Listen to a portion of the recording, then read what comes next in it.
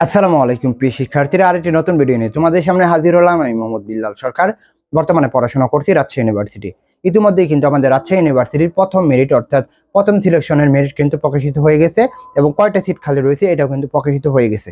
তো দ্বিতীয় মেরিটে কি হতে যাচ্ছে, তৃতীয় মেরিটে কি হতে যাচ্ছে, সকল বিষয়ে কিন্তু আমরা কথা বলার চেষ্টা করব।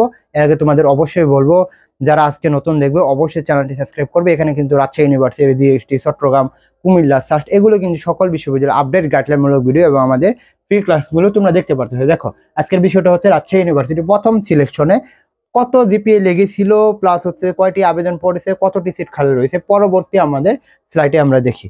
এর তোমরা যেটা করবা, যে কমেন্ট বক্সে দেখতে পারবা ফেসবুক পেজের লিঙ্ক, ওইখানে তোমরা ফলো দিবা যাতে তোমাদের অনেক কিছু জানতে পারো। দেখো, আমরা এখানে দেখতে পারতেছি এ ইউনিটের কিন্তু ৭০,০০০ ইতিমধ্যে আবেদন করে ফেলছে। দেখছো, আগে কিন্তু আমাদের ৭২,০০০ থাকতো আমাদের এ ইউনিটের, কিন্তু এই বছরে প্রথম মেরিটেই অর্থাৎ প্রথম সিলেকশন এত টিকার কারণ হচ্ছে যে এই বছর বিভাগীয় পর্যায়ে পরীক্ষাগুলো হবে, যার ফলে তারা কি করছে, তারা সকলে আবেদন করছে এবং এখানে মোটামুটি মানবিকের ইউনিটের অনেক জনও করছে। আচ্ছা, বি ইউনিটে দেখো ৪০,০০০ প্লাস করে ফেলছে, ৪০,৫৯২ জন। সি ইউনিটে ৮৪,১৩৮ জন। পরবর্তী স্লাইডে যদি দেখি তাহলে আমরা আরো অনেক কিছু দেখতে পারবো যে বাকি কয়টি আসন রয়েছে। বাকি আমরা এখানে দেখতে পারবো যে পরবর্তী স্লাইডে আমরা সকল স্লাইড দেখবো।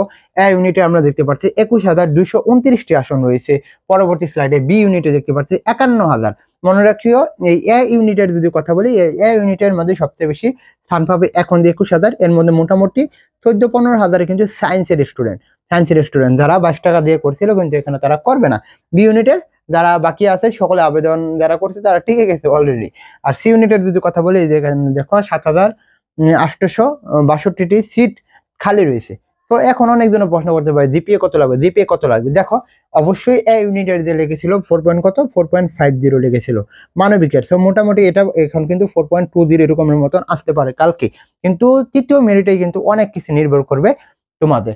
তো মোটামুটি তোমরা যেটা করবা, যে কালকে যখন মেরিটটা দিবে তখন কিন্তু আমরা আরো ক্লিয়ারলি কথা বলবো এবং তৃতীয় মেরিটে কিন্তু আসলে কমবে, জাস্ট ওয়েট করো।